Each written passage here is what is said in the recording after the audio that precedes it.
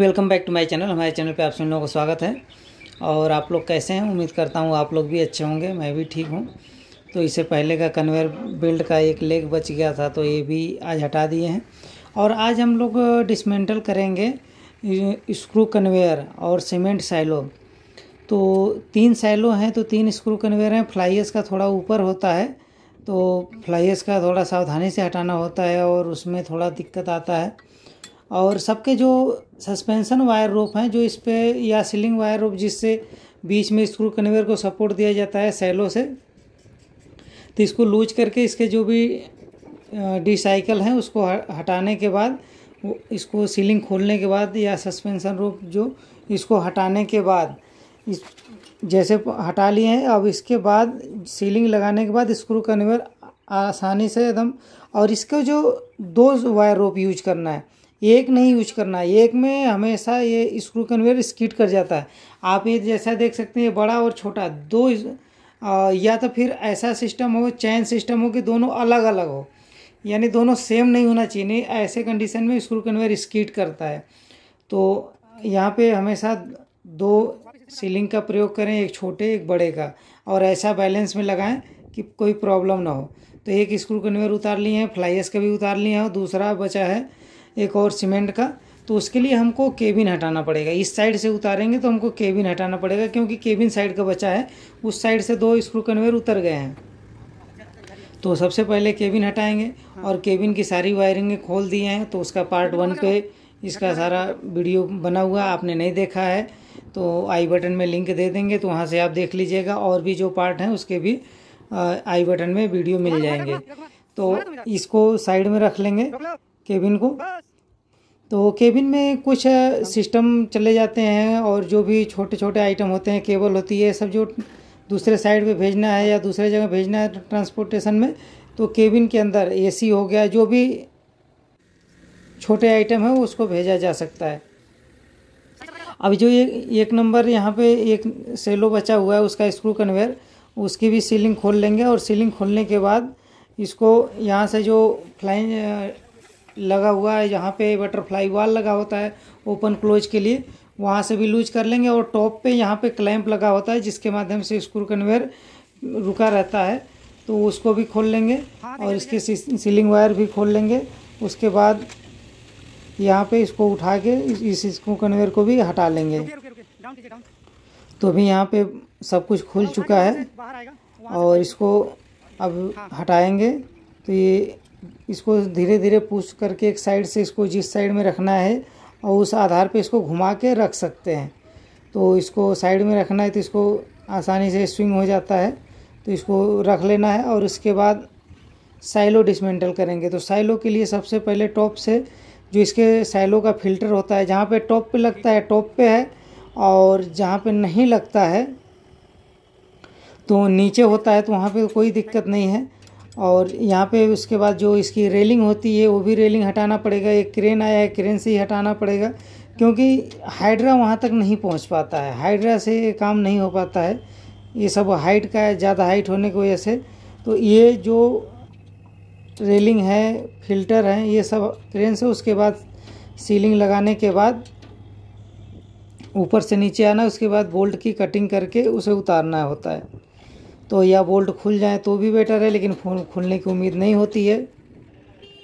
तो अभी ये सीलिंग रोप लग गया है, सीलिंग लग गया है, रोप टाइट हो गया है, उस पर लोड आ गया है। अब उसके बाद सब लोग ऊपर से उतर आएंगे, और नीचे सैलो के जो बोल्ट नहीं खुलने हैं, या खुलने हो या नहीं खुलने हो, यूजफुल तो नहीं होते हैं दोबारा, इसलिए इनको काट देना है। और काटने के बाद फिर इसको क्रेन के माध्यम से इसको उठा के साइड कर लेना है। तो साइड करने के लिए भी दोबारा हाइड्रा की ज़रूरत पड़ती है, क्योंकि नीचे साइड से दूसरी साइड को खींचने के लिए वो आगे देखते हैं। तभी ये सारे बोल्ट कट चुके हैं। तो अब धीरे धीरे सेलो उठने के बाद, अब यहाँ पे नीचे लेग में हाइड्रा लगा हुआ है, लेग उस साइड को ले जा रहा है, तो धीरे धीरे क्रेन जो है इसको डाउन कर देगा। तो धीरे धीरे डाउन हो रहा है। तो सेलो को जो है डाउन करने में, ये बड़ी क्रेन जो है काफ़ी स्पीड नहीं चलती, स्लो इसका होता है सिस्टम, क्योंकि काफ़ी वेट उठाना होता है, इसलिए बड़ी क्रेनें जितनी होती हैं काफ़ी स्लो वर्क करती हैं। तो और हाइड्रा का होता है तो कभी फास्ट स्लो दोनों हो जाता है।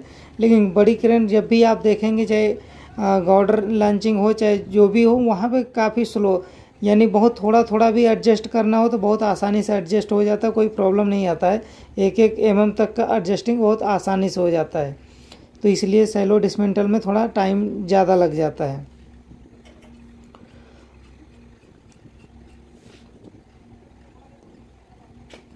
तो इस प्रकार से 3 सैलो हैं, तो 3 बार में डिसमेंटल होंगे।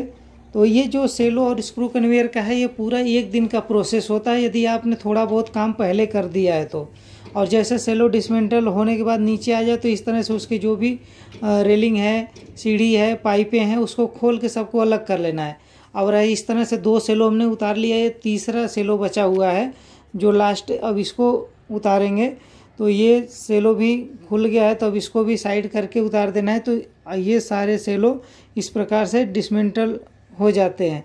और इसके बाद स्क्रू कन्वेयर जो होता है वो काफ़ी लंबा होता है, यानी 40 फीट से ऊपर होता है। तो इसको हम 40 फीट से ऊपर होने की वजह से सीधे एक ट्रोला में जो आता है उसमें हम एक साथ नहीं भेज सकते हैं, क्योंकि जो भी बाहर जाता है स्क्रू कन्वेयर उसका फाइन कटता है। तो कितने लेंथ का ट्रोला है, यदि और कम का आता है तो आप उसको और ज़्यादा पार्ट में खोल सकते हैं। तो हम लोगों के यहाँ जो ट्रोला 40 फीट का आना था तो उसमें एक लेंथ थोड़ा बाहर जा रहा था, 3-4 फीट के आसपास। तो हमने उसका एक लेंथ खोल दिया, जिससे टॉप का है जो उस पर टॉप के वायरिंग लगते हैं, वो लेंथ हटाने के बाद आसानी से सिर्फ 2 ही का खोलना पड़ा। फ्लाइस का ऑलरेडी छोटा होता है तो आसानी से ट्रांसपोर्ट हो गया। तो ये भी सेलो लास्ट का डाउन हो गया। अब उसके बाद ट्रांसपोर्टेशन की बारी आएगी, इसको लोडिंग करना है और उसको भेजना है।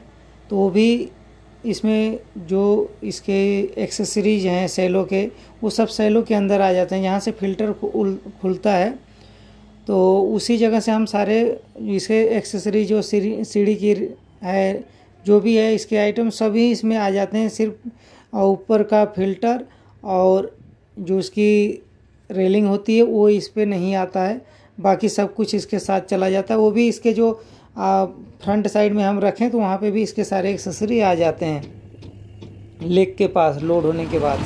जैसे यहाँ पे लोड हो गया, अब इसके लेग के पास जो जगह बचेगा तो वहाँ पे इसके और भी जो पार्ट बचते हैं वो आ जाते हैं।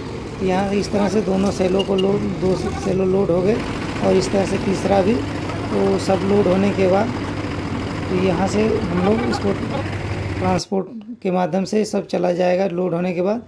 और यहाँ से एक चिलिंग प्लांट, 2 प्लांट थे तो दोनों के चिलिंग प्लांट भी लोड होके जाने हैं। तो इसको चिलिंग प्लांट को खोलने के लिए कुछ नहीं है, इसके एक वाटर का इन पॉइंट एक आउट पॉइंट होता है, वो दोनों खोल दीजिए। एक और इसका मेन केबल खोल दीजिए जो पैनल को कनेक्ट होता है। बस 3 खोलने के बाद इसमें और कोई कनेक्शन ही नहीं होता, जो हमें खोलना है और इसे हटाना है। तो इस तरह से चिलिंग प्लांट भी खुल गया। और इसको यहाँ पे हम लोग जो गाड़ियाँ आई थी इस पे लोड कर दिए। चिलिंग प्लांट के साथ केबिन गया है, तो 2 चिलिंग प्लांट 2 केबिन इस तरह से लोड हुआ है। तो और इसके बाद यहाँ पे सैलो भी लोड हुआ है।